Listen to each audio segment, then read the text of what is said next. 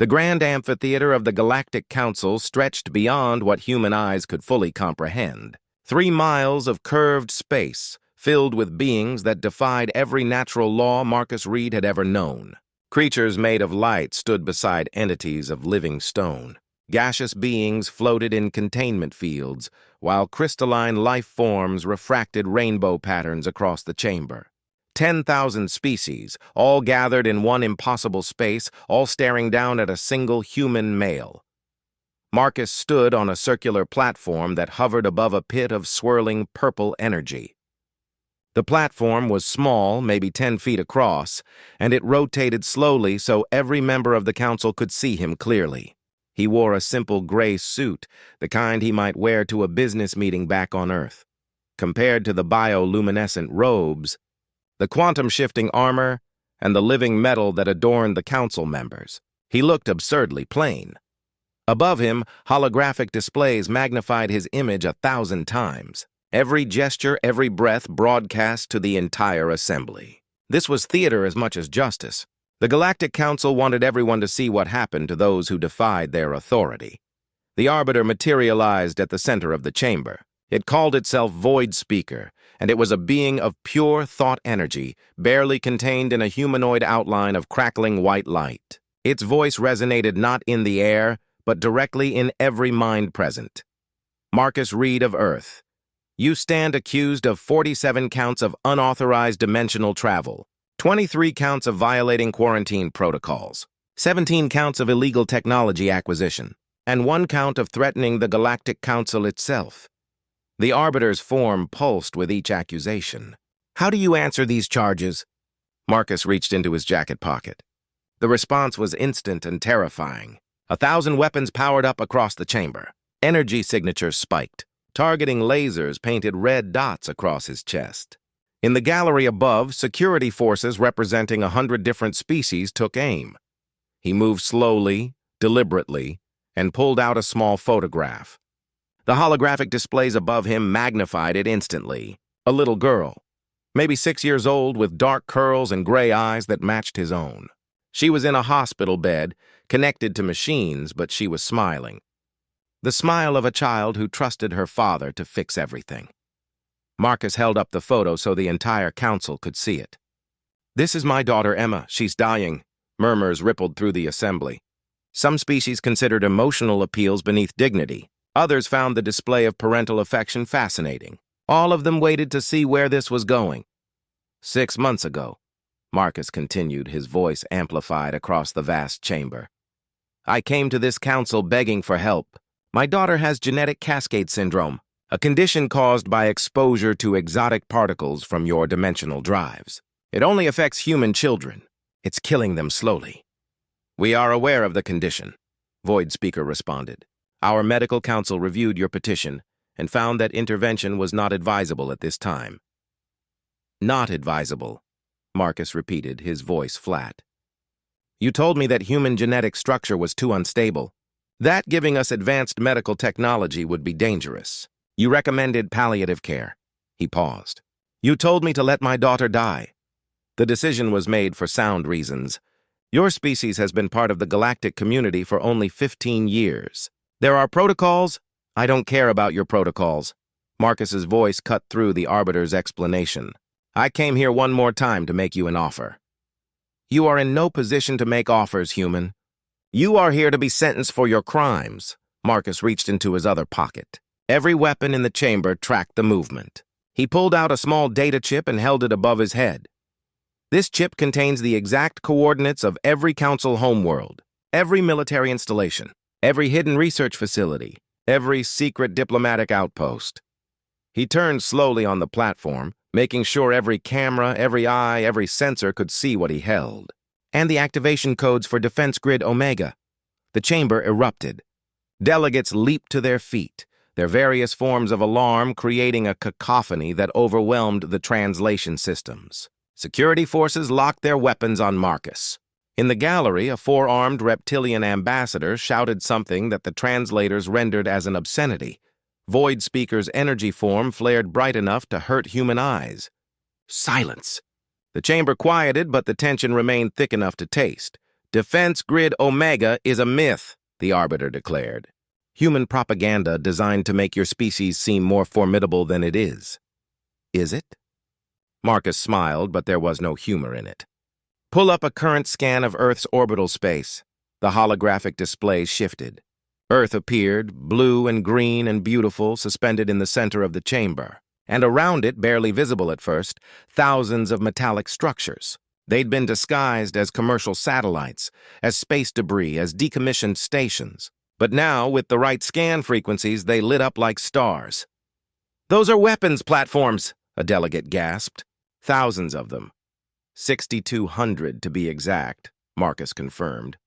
Each one containing directed energy weapons, quantum-linked missile systems, and something we call spears. Tungsten rods magnetically accelerated to 3% light speed. Each one hits with the force of a tactical nuclear weapon, but they're not nuclear weapons, which means they're technically legal under your non-proliferation treaties. The chamber had gone completely silent. Every being present was staring at the display, at the impossible number of weapons humans had somehow hidden in plain sight. "When did your species build this?" Void Speaker demanded. "We started the day after we joined the council," Marcus replied. "You see, we humans are good at learning quickly, and we're very good at lying convincingly. You thought we were struggling to adapt to galactic technology. What you didn't realize is that we were studying it, improving it, and preparing for the day when we might need to defend ourselves from you." "This is an act of war," the Arbiter said, but its voice lacked its previous certainty. "No," Marcus corrected. "This is an act of desperation. 6 months ago, I went through proper channels. I begged, I pleaded. I offered everything I had. You denied me because of politics, because you were afraid of what humans might become if we had access to your technology." He pulled out the photograph of Emma again. "So I did what you told me not to do. I went to the Forbidden Sector, to Viridian 7, and I found what I was looking for. The gene restoration matrix. The technology you've been hiding for 3,000 years. That technology is restricted for excellent reasons," a crystalline delegate interjected. "It could destabilize the genetic structure of entire species. It could be weaponized." "I don't care about your fears," Marcus interrupted. "I care about my daughter, and I found something else on Viridian 7. Dr. Lyra Voss." The name sent another wave of shock through the assembly. Dr. Voss was famous, even legendary. She'd been the galaxy's foremost genetic engineer before she was imprisoned for crimes against biological diversity. "Dr. Voss is serving a 400-year sentence," Void Speaker stated. "She experimented on living beings without authorization. She violated every ethical standard. She tried to help people you wouldn't help," Marcus countered. "And now she's the only one who knows how to operate the Matrix. I need her. You're going to release her into my custody?" "Absolutely not. Then I activate Defense Grid Omega." Marcus held up the data chip again. "And I upload these coordinates to every human military vessel in the sector. We have ships stationed throughout Council space. Freighters, mostly. Commercial vessels. At least that's what their registrations say. But each one carries a spear in its cargo hold. Each one is crewed by former military personnel. Each one is waiting for my signal." "You're bluffing," the Arbiter said, but even its thought voice wavered. "Am I?" Marcus met the Arbiter's energy gaze without flinching. "You told me there was nothing in the galaxy that could save my daughter. You were wrong. You told me to accept her death. I won't. You told me that humanity should know its place. Well, here's our place." He gestured to the displays showing Earth's defensive grid. "Right here. Armed, ready, and absolutely unwilling to let our children die for your political convenience." "You would start a war over one child?" a delegate asked, genuine confusion in its translated voice. Marcus looked at Emma's photograph one more time, then back at the assembled council. When he spoke, his voice was cold, hard, and absolutely certain. "I would end a galaxy." Void Speaker's form flickered, the first sign of uncertainty the Arbiter had ever shown. "The council will recess to consider this situation. Guards, escort the human to a holding area." As security forces surrounded Marcus, he was led away from the platform. He passed a viewing screen showing Earth and its defensive grid, now fully visible to every ship, every sensor, every species in Council space. The grid that wasn't supposed to exist. The grid that changed everything. In the council chamber, delegates began arguing before Void Speaker could even formally close the session. Some demanded immediate military action against Earth. Others counseled caution. A few, a very few, quietly admitted they admired the humans' audacity. 6 months earlier, Marcus Reed sat in a chair that wasn't designed for human anatomy. The waiting room of the new Seattle Medical Complex was built to accommodate a dozen different species, which meant it was uncomfortable for all of them. He didn't care. Comfort was irrelevant. Through the transparent wall, he could see Emma in her hospital bed. Machines monitored her vital signs, their soft beeping a constant rhythm that had become the soundtrack of his life. She was reading a book, her small fingers turning pages carefully. She looked so normal, so healthy. But Marcus knew better. He'd learned to read the subtle signs, the way she shifted to ease discomfort, the occasional wince when pain spiked, the tired look that never quite left her eyes.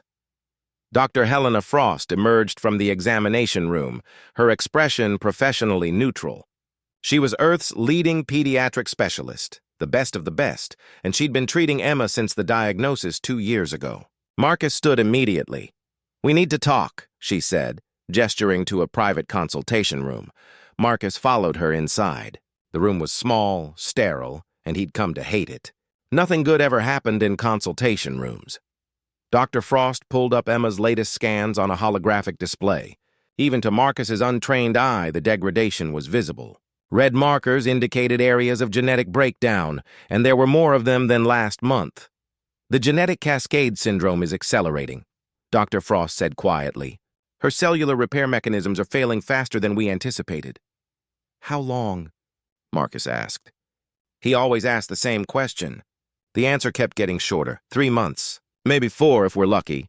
Marcus sat down heavily. 4 months. Emma's 7th birthday was in 5 months. She'd been planning it, talking about wanting a party with other kids from her support group, other children who had the same condition, who understood what it was like. "What about the treatments from the Galactic Council?" Marcus asked, though he already knew the answer. He'd been filing requests for months. They promised medical assistance when Earth joined the galactic community. "They said, they're stonewalling us," Dr. Frost interrupted, frustration breaking through her professional demeanor. "Every request is denied or delayed. The official reason is always the same. Humans aren't ready for advanced medical technology. We need more time to develop. Another century, maybe 2? "Another century." Marcus laughed bitterly. "Emma has 3 months." "I know." Dr. Frost pulled up another display, this one showing correspondence with the Galactic Medical Council. Dozens of requests, dozens of rejections. "I've tried everything. Official channels, unofficial channels, personal appeals. They won't help us." "Why? Officially? They say human genetics are too unstable. That intervention could cause unforeseen complications." She paused. "Unofficially, I think they're afraid of us." "Afraid of humans?" "We've only been in the galactic community for 15 years, Marcus. In that time, we've gone from barely understanding faster-than-light travel to building our own dimensional drives. We've adapted technology in ways that took other species centuries. We're aggressive, curious, and we form emotional bonds that most species find unsettling." Marcus thought about Emma, about how much she loved her books, her drawings, her dreams of becoming a doctor like her mother had been. Dr. Rachel Reed had died 2 years ago in a shuttle accident, rushing home from a medical conference. Emma barely remembered her anymore. Sometimes she'd ask Marcus what Mommy had been like, and he'd tell her stories until Emma fell asleep. "So they let children die to keep humanity in check?" "Politics," Dr. Frost said, the word bitter on her tongue. "It's always politics." Marcus stood. "Then I'll go ask them myself." 3 days later, Marcus found himself on a diplomatic shuttle heading to Station Unity, the neutral space where the Galactic Council maintained its medical division. He'd used every favor, every connection, every credit he had saved to book passage. The shuttle was crammed with delegates, traders, and tourists from a dozen species, all curious about the human traveling alone. Station Unity was magnificent and terrifying in equal measure. It was a rotating habitat 3 times the size of any structure humans had ever built, home to 500,000 beings from across the galaxy. Marcus felt very small as he navigated the corridors, following signs in 50 different languages to the medical council offices. The waiting room was nearly empty. A small, furry creature sat behind a desk, its 6 eyes blinking at Marcus in sequence. "Do you have an appointment?" It asked in perfect English, courtesy of the translation implant Marcus had been given. "No, but I need to speak with someone about medical treatment for my daughter. It's urgent." The creature, whose name tag identified it as Bix, looked genuinely sympathetic. "I'm sorry, but the council doesn't accept walk-in requests. You need to file a formal petition through your planetary representative." "I filed 17 petitions," Marcus said, struggling to keep his voice level. "All denied." Bix's ears drooped. "Then I'm sorry, but there's nothing I can do." "My daughter is dying. I understand, and I truly am sorry." "But the council has rules. Can I just speak with someone, anyone? 5 minutes. Please." Perhaps it was the desperation in his voice. Or perhaps Bix was kinder than protocol allowed, but the creature sighed and tapped at its console. "Wait here." 20 minutes later, Marcus was ushered into a conference room. 3 council members sat across from him. The lead, a crystalline being that introduced itself as Prism Mind, barely glanced at the file containing Emma's medical history. "Mr. Reed, we've reviewed your daughter's case multiple times. The answer remains the same. Human genetic structure is too unstable for the level of intervention required." "The risks?" "What risks?" Marcus demanded. "The gene restoration matrix could save her. I've read the research. It's been used successfully on dozens of species." "Centuries ago," Prism Mind replied, its crystalline structure refracting light in patterns that might have indicated annoyance. "That technology is now restricted. It caused complications we're still dealing with." "What complications?" "That's classified information." Marcus leaned forward. "My daughter is 6 years old. She's dying from a condition she got because of your technology. Your dimensional drives released particles that caused mutations in pregnant human mothers. We're part of the galactic community now. You have a responsibility. We have a responsibility to all member species," one of the other council members interrupted, a being that looked like animate smoke, "including protecting them from technologies they're not ready for." "You mean protecting them from becoming too powerful?" Marcus said quietly. The room went silent. Prism Mind's refractions shifted to a darker pattern. "This meeting is concluded. Your petition is denied. We recommend palliative care for your daughter." Marcus was escorted out by security. As he walked back through the corridors of Station Unity, fury and despair warred within him. He'd known it was a long shot, but hearing them dismiss Emma's life so casually, hiding behind protocols and classifications, it ignited something dangerous in his chest. Near the shuttle bays, someone tapped his shoulder. Marcus turned to find Bix, the furry clerk from earlier. The creature glanced around nervously before speaking in a low voice. "I shouldn't tell you this. If they knew, I'd lose my position. Maybe worse." "Tell me what?" "The truth about why they won't help you. It's not about medical complications. It's about control." Bix pulled out a small data pad and showed Marcus a series of classified documents. "The council did a psychological assessment of humanity before accepting you as members. They're terrified of you, not because you're violent, though you are. Not because you're technologically advanced, though you're learning fast. They're terrified because of how you love." "What?" "Humans form bonds stronger than any species in the council. Parent to child, mate to mate, friend to friend. You die for each other, kill for each other. And the council knows that if they give you advanced technology, if they help you save your children, you'll use that same determination to surpass them. In 100 years, maybe less, humans will be challenging council authority. So they let our children die?" "They let your children die to maintain control," Bix confirmed sadly. "I'm sorry. It's monstrous, but it's the truth." Marcus stared at the datapad, at the classified documents that confirmed his worst suspicions. "Why are you telling me this?" "Because I have children too, and because someone needs to stop them." Bix hesitated, then added, "There are rumors about technology the council has suppressed, places they don't want anyone to know about. If you're brave enough, or desperate enough to look. Tell me, Bix downloaded a file to Marcus's personal communicator. This could get us both killed, but you deserve a chance to save your daughter.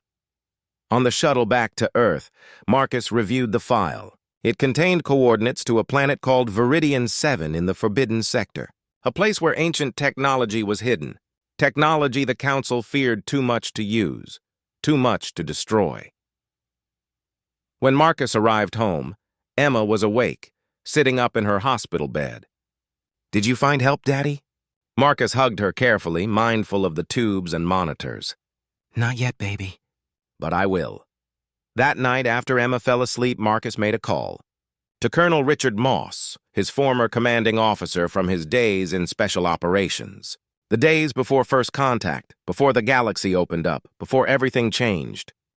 Marcus stood in the cargo bay of a stolen transport ship, looking at the 4 people who'd agreed to follow him into the Forbidden Sector. Each one had their own reasons for hating the Galactic Council. Each one knew this was probably a suicide mission. None of them cared.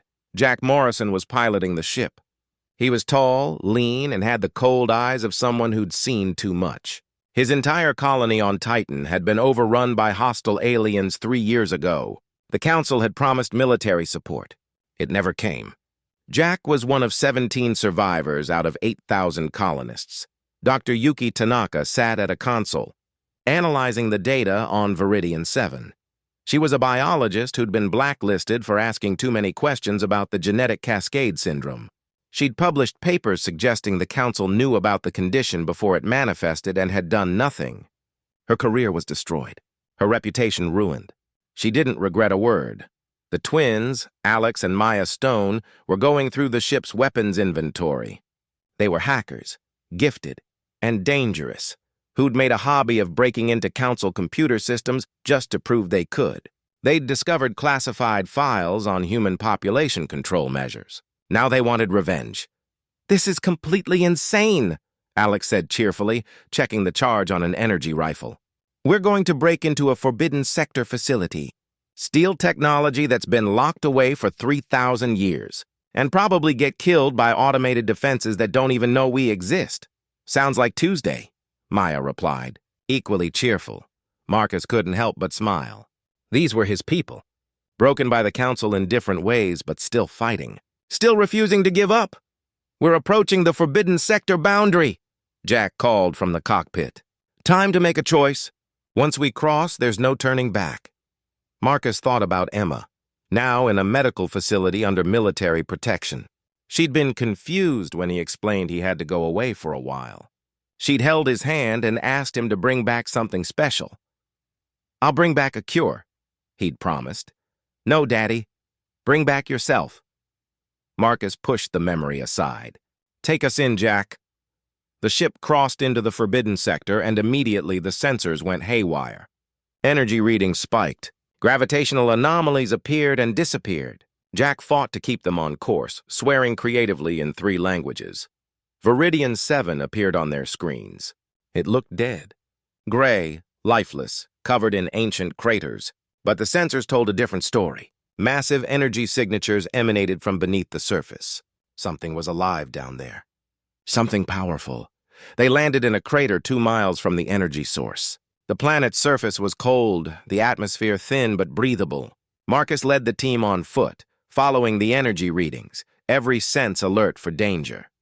The entrance to the underground facility was hidden beneath rubble, but Maya's scanners found it. A massive door sealed for millennia, covered in symbols in a language no one recognized. "How do we open it?"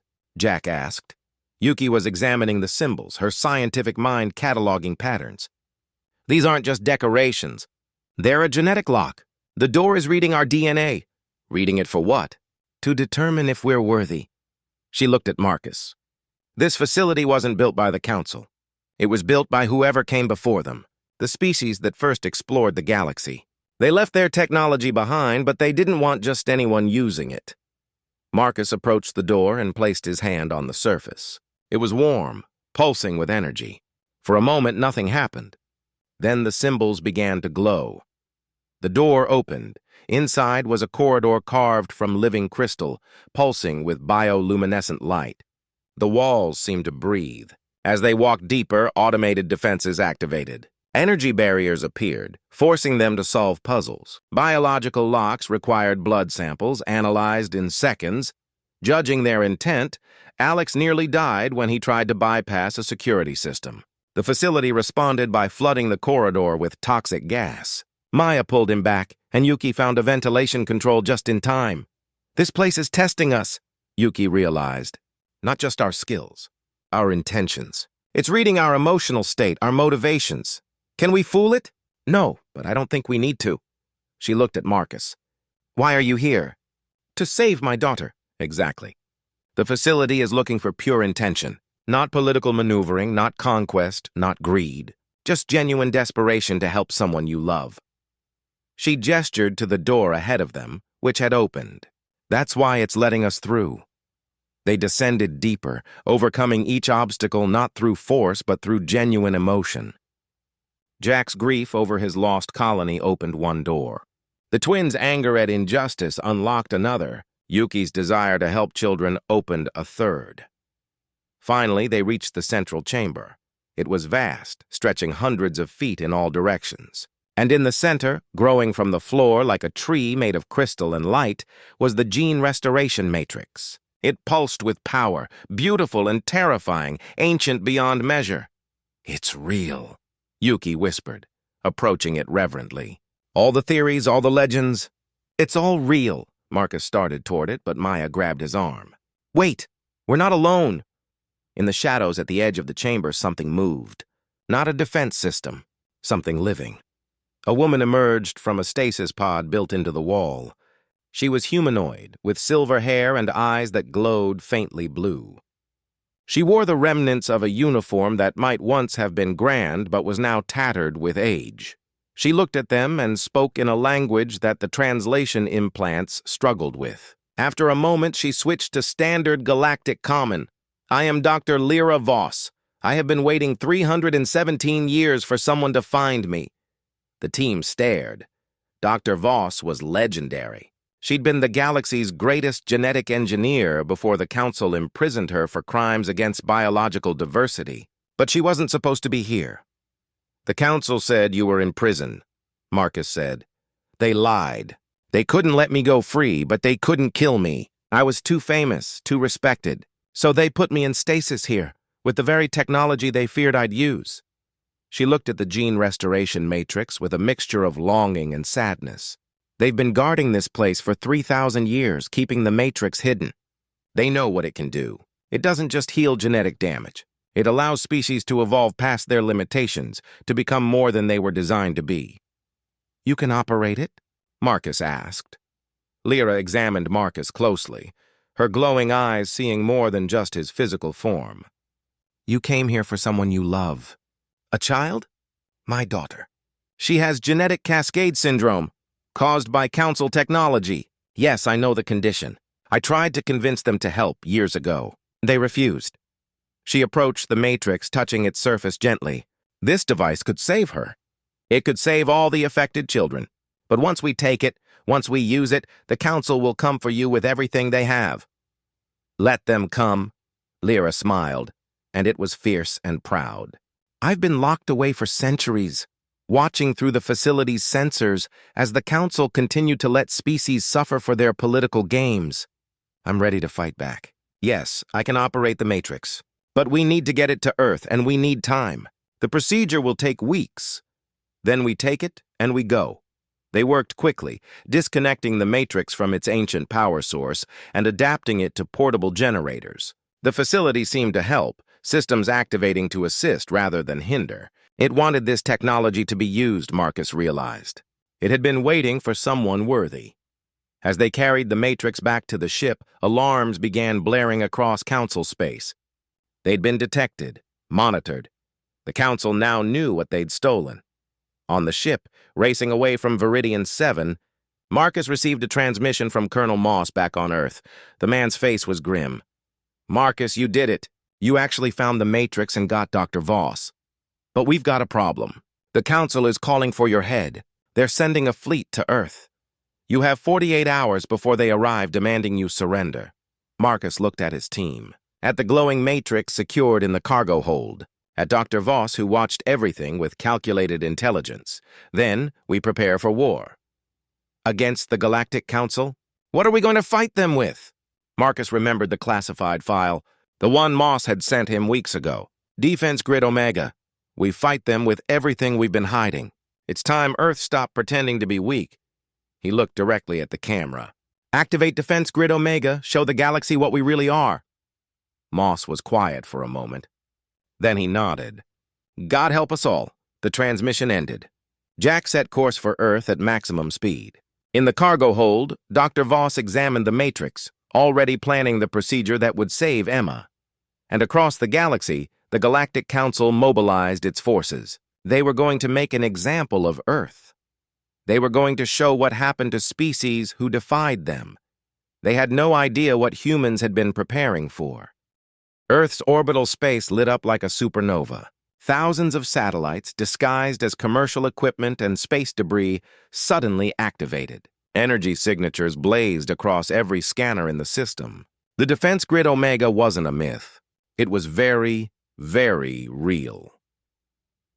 Marcus stood in the command center of Fortress Darwin, a military installation hidden beneath the Atlantic Ocean.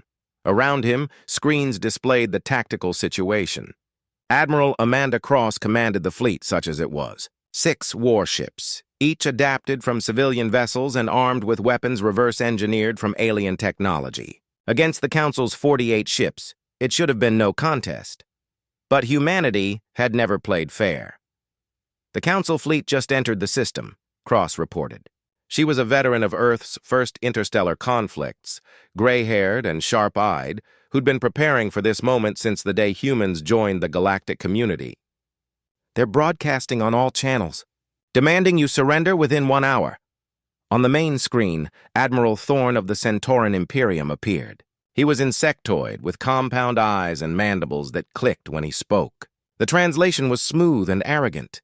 Humanity, you have harbored a fugitive and stolen property of the Galactic Council. Surrender Marcus Reed, Dr. Lyra Voss, and the Gene Restoration Matrix within 1 hour, or face immediate sanctions. Cross muted the transmission and looked at Marcus. What do you want me to tell him? Marcus thought about Emma, 3 levels below in the medical wing. Dr. Voss had begun the procedure 2 days ago. Emma was stable, responding well, but it would take at least 3 more weeks to complete the genetic restoration. If they were interrupted now, if the Matrix was taken away, Emma would die. Tell him the truth, Marcus said. Cross unmuted the channel and broadcast to the entire Council fleet. Admiral Thorne, this is Admiral Amanda Cross of Earth Defense Forces. The Galactic Council denied medical aid to dying children for political reasons. They allowed innocents to suffer to maintain control. Today, humanity says enough. Marcus Reed is under Earth's protection. Dr. Lyra Voss has been granted political asylum. The Gene Restoration Matrix will be used to save human lives. If you do not comply, Thorne replied, we will enforce a blockade. No ships in or out. Earth will be isolated until you meet our demands. If you move 1 ship into close orbit, Cross said calmly, we will interpret it as an act of war and respond accordingly. Thorne's laughter clicked through his mandibles. You have 6 ships, Primitive. We have 48. Do not test us, Cross smiled. It wasn't a pleasant expression. We have 6,200. Would you like a demonstration? The defense grid activated fully. On every scanner, every sensor, every tactical display in both fleets, the truth became visible. Thousands of satellites revealed themselves. Energy weapons charged. Missile pods opened. And the spears, tungsten rods the size of telephone poles, aligned themselves with mathematical precision. That's impossible, someone on the Council fleet said. The transmission accidentally left open. Our intelligence said they had primitive defensive capabilities. Your intelligence, Cross replied, her voice broadcast across all channels, saw exactly what we wanted you to see. While you thought we were struggling to adapt to galactic technology, we were studying it, improving it, and preparing for the day when we might need to defend ourselves. From you. Marcus watched the tactical display. 3 Council ships were moving forward, preparing to enforce the blockade. Cross gave a simple order. Fire for effect. Disable only! The defense grid responded instantly. Precision strikes from directed energy weapons disabled the approaching ship's engines. They weren't destroyed, just crippled, drifting helplessly. The message was clear. Earth could have killed them, but chose mercy. The Council fleet retreated to a safer distance. Admiral Thorne's transmission came through again, but his arrogance was gone. You've made your point, but this changes nothing. The Council will call for reinforcements. We will surround your planet. We will cut off your trade. Without access to galactic resources, Earth's economy will collapse within months. Then we'll suffer, Cross replied. But we won't abandon our children. The transmission ended. Marcus knew it wasn't over. The Council would regroup, bring more ships, prepare for a siege. Earth couldn't win a prolonged conflict. The Council had thousands of worlds, millions of ships, resources beyond measure, but Marcus had one advantage. He was willing to do what the Council thought was impossible. He opened a channel, not to the fleet, but directly to the Galactic Council chamber itself. He bypassed diplomatic protocols, security systems, and communication hierarchies. The hackers Alex and Maya had taught him well. His face appeared on displays throughout the Council chamber, where delegates were in emergency session discussing the Earth situation. Members of the Galactic Council, Marcus said, you have 24 hours to meet my demands. Release all political prisoners held for medical research crimes. Share the gene restoration technology with all member species, and formally apologize to Earth for your denial of medical aid. You cannot make demands of this council, Void Speaker declared, its energy form crackling with indignation. You are one human. We represent 10,000 species. And in 24 hours, Marcus continued, ignoring the interruption, if you do not comply, I will activate the Omega Protocol. What is this Omega Protocol? Marcus had practiced this moment. He'd prepared for it. But actually saying the words still felt surreal. Every council homeworld, every military installation, every hidden facility has been mapped by human intelligence over the past 15 years. We have 12,000 spears positioned throughout council space, hidden in asteroid fields, disguised as derelict ships buried in dark matter clouds. Each one can reach any target in the galaxy within 72 hours. He paused, letting it sink in. The Omega Protocol means I launch them all. Every single one! Your homeworlds become targets. Your military bases become craters. I don't have the forces to conquer you, but I have enough to make you pay for every child you let die. The council chamber erupted in chaos. Delegates shouted in hundreds of languages. Some called for immediate military action. Others counseled negotiation. A very few, looked genuinely frightened. You're insane, a reptilian delegate hissed. You'd kill billions over one child? Not just my child, Marcus corrected. Every child you've denied help to. Every species you've kept in the dark. Every civilization you've controlled through fear and information suppression. The genetic cascade syndrome alone has killed 40,000 children across a dozen species in the past 5 years. You could have helped them. You chose not to. He leaned closer to the camera. I'm not asking you to give me special treatment. I'm demanding you do what you should have been doing all along. Help those who need it. Share the technology. Stop playing politics with people's lives. Void Speaker's energy form pulsed rapidly. And if we refuse? Then the galaxy learns that humanity doesn't bluff. We protect our own, and we're willing to burn everything down to do it. The transmission ended. Marcus closed his eyes, suddenly exhausted. He'd just threatened genocide. In any other context, it would make him a monster. But standing here, knowing Emma was floors below fighting for her life, knowing how many other children had suffered and died because of council politics, he couldn't bring himself to regret it. Do you really mean it? Admiral Cross asked quietly. Would you actually launch the spears? Marcus didn't answer immediately. He thought about Emma's smile, her dreams of becoming a doctor, the way she held his hand when she was scared, the photograph he carried everywhere of her and Rachel together, taken a month before Rachel died. Yes, he finally said. God help me, yes. 3 levels below, in the medical wing, Dr. Voss worked tirelessly on Emma's treatment. The gene restoration matrix glowed softly, its ancient technology rewriting damaged DNA strand by strand. Emma slept peacefully, unaware of the fleet overhead, the threats her father had made, the galaxy teetering on the edge of war. Lyra paused in her work to check the news feeds. Every channel was covering the standoff. Some called Marcus a hero, others called him a terrorist. Most just called him desperate. She understood desperate. She'd been desperate once, trying to save a species from genetic collapse while the Council debated protocol. They'd imprisoned her for it. Now, centuries later, someone else was desperate enough to threaten everything. Your father loves you very much, she whispered to sleeping Emma. More than the galaxy itself.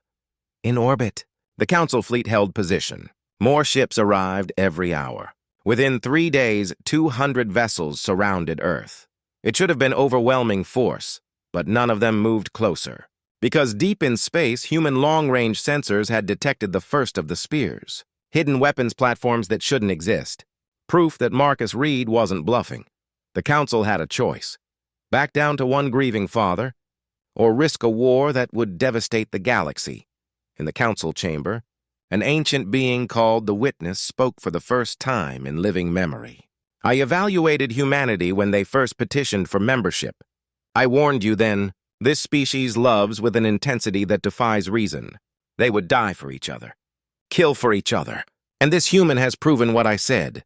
He will destroy the galaxy for his daughter, and he won't hesitate.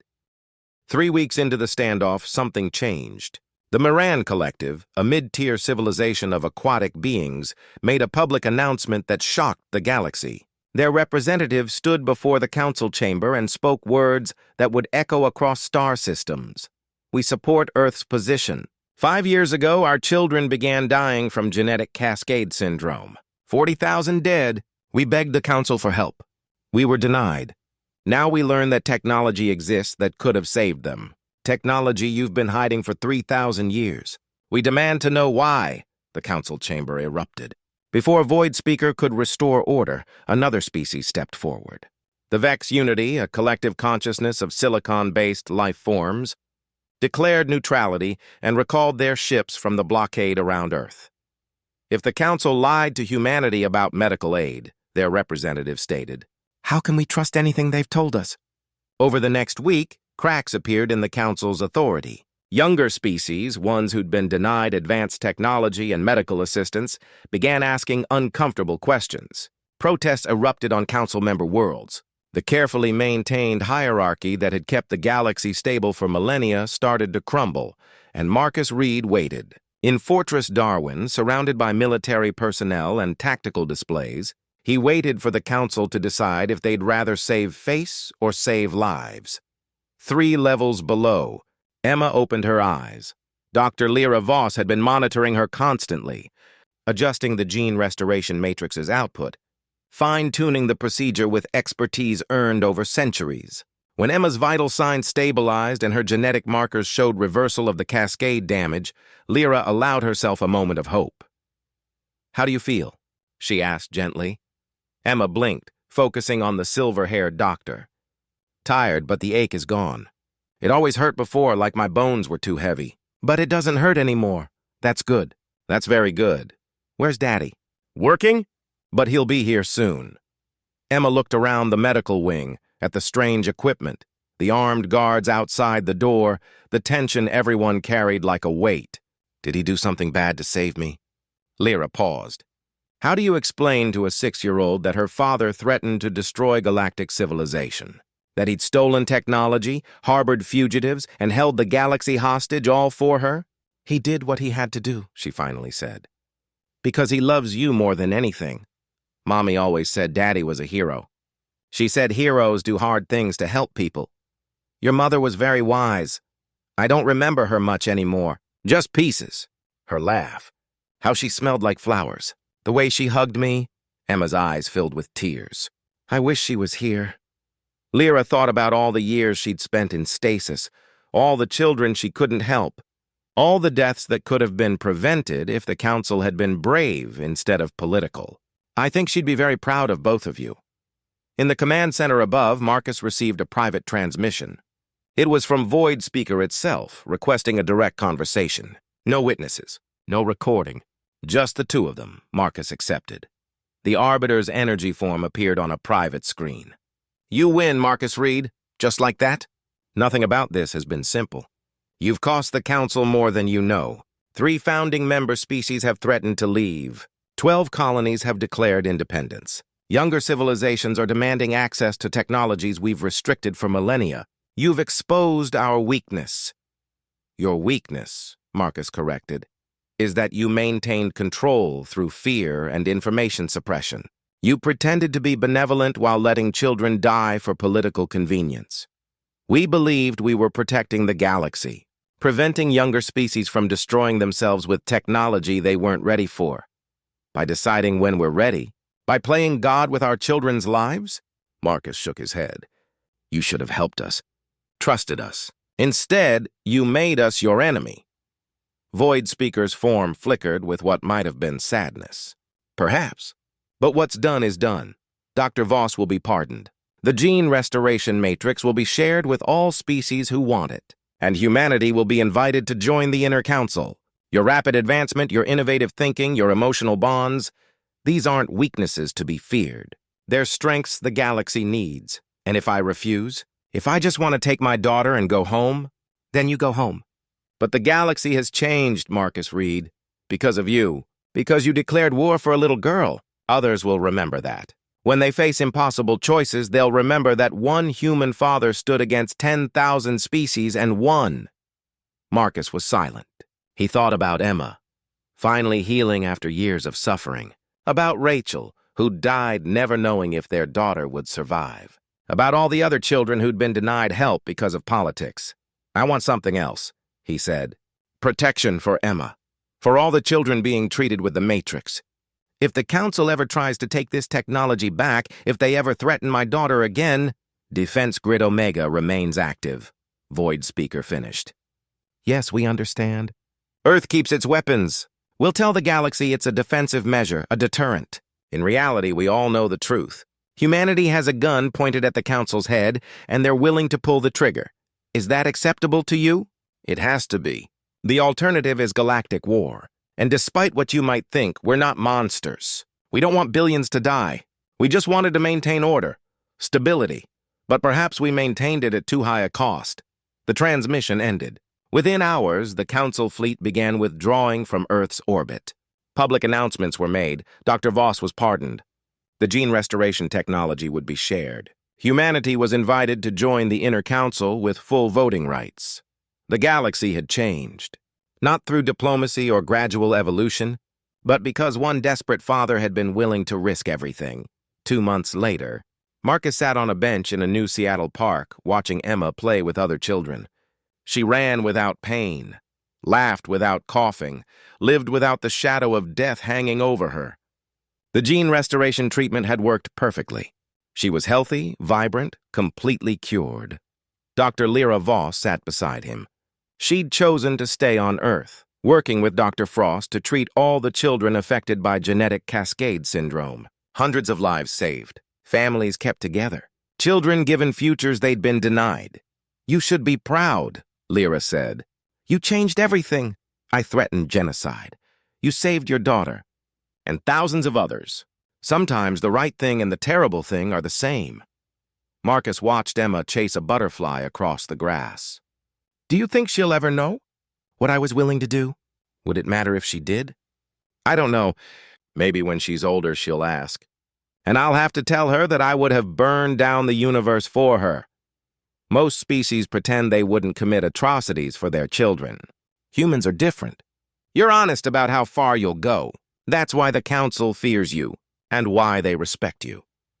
A message arrived on Marcus's datapad. An official invitation to Earth's first session as an Inner Council member. The agenda: reforming medical access protocols across all member civilizations. Ensuring no child would ever be denied help because of politics. They want you to be Earth's primary representative, Lyra noted. They want to keep me where they can see me. That too. But also you've proven something important. That one person acting out of love rather than ambition can change the galaxy. They need that reminder. They need someone who will fight for the vulnerable. Emma ran over, breathless and smiling. Daddy, can we get ice cream? Of course, baby. Will you tell me about Mommy later? I'm starting to forget what she looked like. Marcus's throat tightened. I'll tell you everything. About how smart she was, How she dedicated her life to helping people. How she would have done anything for you. Like you did? Exactly like that. They walked toward the ice cream vendor, hand in hand. Above them, visible to sensors but not to the naked eye, the defense grid Omega continued its silent orbit. A reminder, a warning, a promise. Humanity protects its own. In the Galactic Council chamber, preparations were being made for Earth's first session. A new seat was added to the inner circle, marked with Earth's symbol. Beside it, someone had placed a small plaque. It read simply, "Never underestimate the power of a parent's love." The witness studied the plaque and spoke to Void Speaker. "Do you think humanity will bring stability or chaos to the Council?" "Both," the Arbiter replied. "Absolutely both. But we needed disruption. We'd become complacent, cruel. That human reminded us why the Council exists. To protect life, all life. We'd forgotten. He made us remember. At gunpoint. Sometimes that's what it takes." Across the galaxy, the gene restoration technology was being distributed. Medical facilities were treating children who'd been left to die. Species were demanding transparency from their council representatives. The carefully maintained hierarchy was changing, becoming something more egalitarian, more just. And on Earth, a little girl ate ice cream with her father, completely unaware that she'd become a symbol, that her survival had reshaped galactic politics, that her father's desperate love had reminded an entire civilization what truly mattered. Emma took Marcus's hand as they walked home. "I love you, Daddy. I love you too, baby." More than the whole galaxy.